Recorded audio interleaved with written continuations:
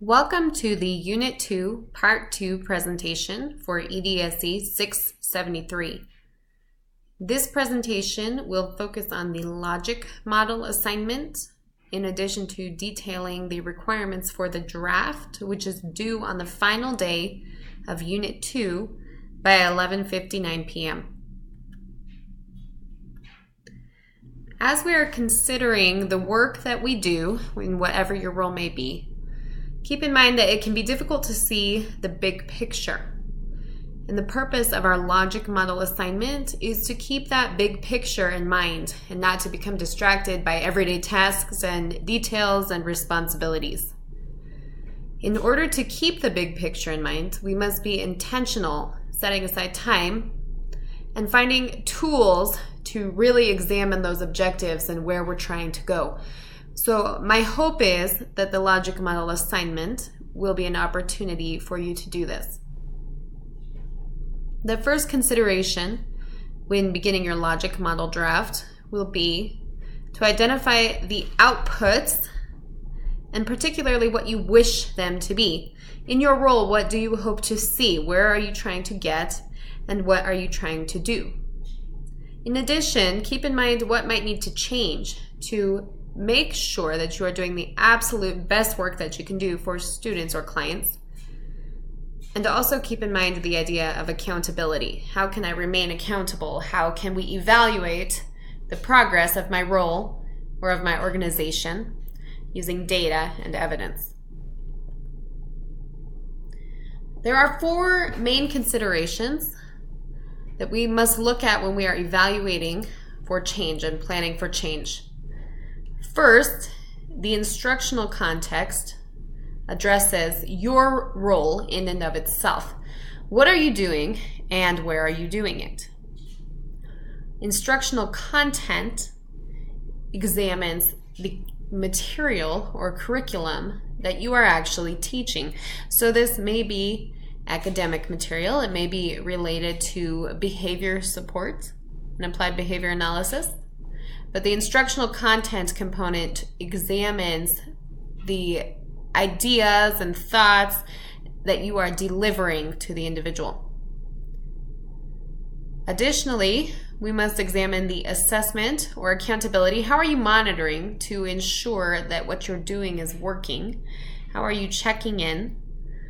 And finally, what are the outcomes or what do you hope to achieve? To break each of these down, there are a few examples included here for settings in which instructional context might fall. That could be a resource room. The context could be out in the community, in a general education classroom, a small group working one-on-one, or perhaps with a large group. And this component also takes into consideration practices. What is your role and what are you doing?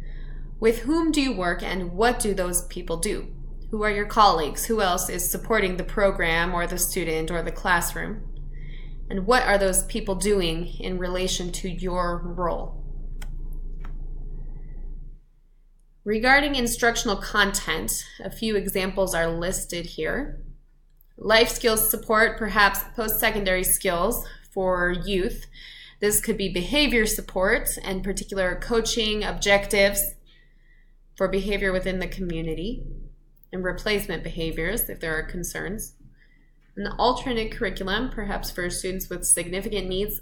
And in addition to this, instructional content could be the elementary or secondary general education curriculum.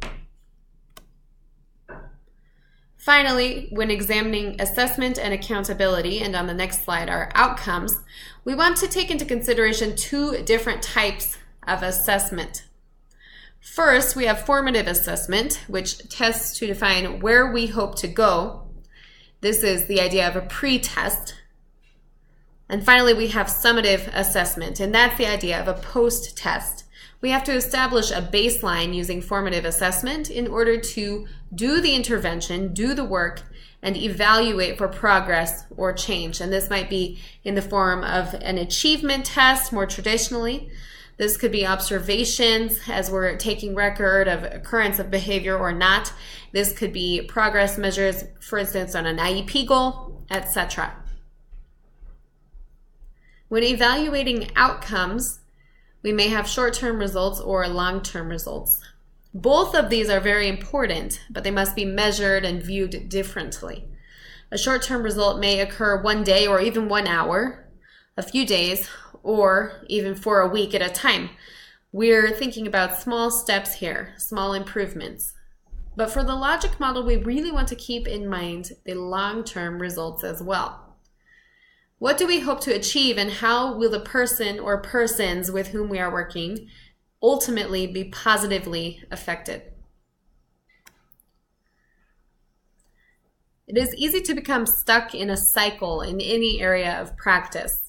So we want to ask ourselves these questions. Is somebody actually accomplishing something? Is what we are doing working? Where are we trying to go, and are we getting there? As we consider these ideas, think about the complex change handout from the first video presentation. If even one of those components is missing, we can run into some serious problems. Ask yourself if you have ever been, or if you are now, stuck in a rut in your practice because what you're doing is what you know how to do. I think we can all think of a time when we've recognized that that's what's happening, that we're doing what we know how to do or what we were originally told was the right thing to do without really evaluating it. And this may go on for years. So ultimately, it's all about reviewing the data. Are the goals being met? And for instance, this could include assessment data. As an example, if students are being evaluated and it's found that they are not meeting the standards or the expectations, the unit might say, where are we now? We're not meeting the standards. Where do we hope to be? And then create a logic model. Part of that logic model may include an intervention such as adjusting the instructional content in the curriculum. And it would be important to review evidence-based practices when doing this, rather than just trying something to try it. Finally, there will be measurement to determine growth, and that brings to mind the formative and summative assessments that we just discussed. Here's an example of causation, identifying the relationship between a mosquito and a mosquito bite, is the definition that was cited by Patton here. And that's a pretty qualitative definition, but it really does help us to keep in mind the idea of causation. It's fairly simple. What is causing the reaction, whether that reaction is positive or whether it's harmful? So you can see here, this is a pretty simple logic model example, and this is cited from Patton as well. We have our inputs or our resources, activities and processes.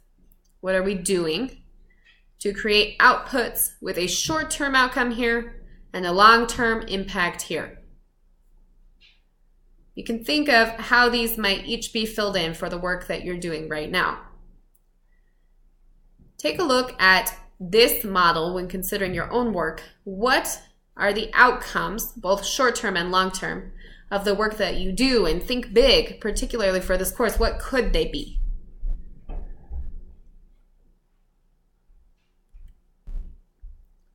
See here that there is a handout along with the link for this video in the Canvas shell under session 2. This is the handout that you will use and submit by the end of session 2 for your logic model draft. You'll see that there are several questions that are asked. You'll be filling these in here in the blanks. You'll see here that we're looking at the short-term outcomes for the work that you're doing, the intermediate outcomes, and the long-term outcomes. So you'll answer each of these questions. We do want to make sure that we get detail into those responses, and there is an example included under the same tab along with that form from the National Center for Low Incidence Disabilities. And you'll see NCLID, 2 handouts there with a logic model and additional information. Those provide an example, and you can investigate the work of NCLID a bit more if you're interested, just to get us thinking about what this logic model could look like for a particular area of work.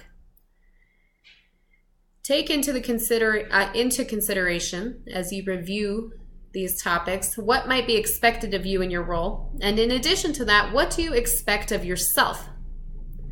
Finally, when looking at the idea of resources, what will be required to meet the objective for your service or for your role? And that brings us back to the idea of the cake project in the first video presentation. What ingredients are required to achieve success on a particular goal? So for this project in Unit 2, we only need to submit a draft for the logic model. You'll use the worksheet to evaluate your school, department, class, organization, etc. Please let me know if you have trouble or concerns identifying what you'll evaluate. You'll create a draft, particularly focusing on your own role within the larger mission of that organization. Feel free to write on the worksheet with pen or pencil and scan it in to Canvas if that's easier for you. But you may also type your thoughts and submit. And please do provide detail. We don't want 1 or 2 sentences here, but we really do want to fill the boxes with ideas. You can add some questions for consideration. We want to make sure that we're setting a firm foundation for the additional components of our logic model project, which you'll encounter later.